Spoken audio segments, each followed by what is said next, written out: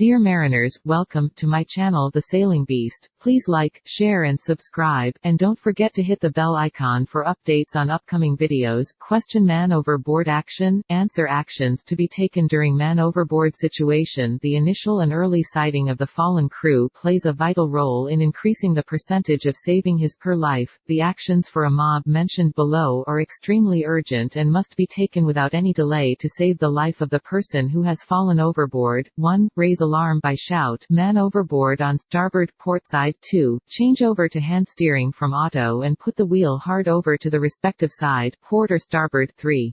Release mob marker from the side of the bridge wing to which mob has occurred. This marker is buoyant and has a self-igniting light as well as a self-activating smoke signal. 4. Press the mob button on the GPS to mark the position of the casualty for future reference. 5. Sound O on the whistle. 3. Prolonged blasts. This is to let the master and the crew know about the emergency situation. Supplement this with the appropriate O flag. 6. Post extra lookout as soon as possible. 7. Sound the general alarm on the ship's whistle to alert everybody to proceed to stations. This is to ensure that if the crew has not understood the 3 prolonged blast for mob, they are alerted regardless and proceed to muster stations to assist in the recovery of the person. 8.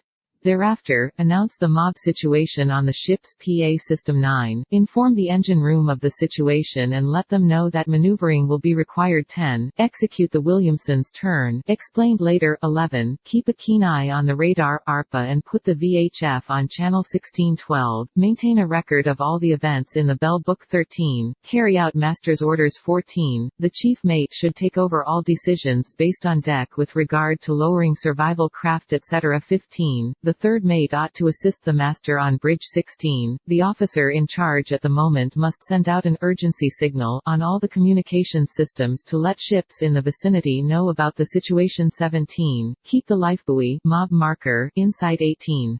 The rescue boat should be manned adequately with enough personnel to carry out the rescue operation. 19. A portable handheld VHF must be carried by the officer in the rescue boat. 20. Once the person is rescued, the rescue boat must be picked up upon arrival close to the ship along with the lifebuoy and hoisted back. 21. Immediate first aid should be administered if required. 22. An urgency signal must be sent out to cancel the last transmitted mob alert. 23. Appropriate entries must be made in the ship's logbook. 24. The master must carry out an enquiry with respect to the mob incident and all entries made in the ship's logbook. The engines are not stopped immediately to keep the person away from the propeller.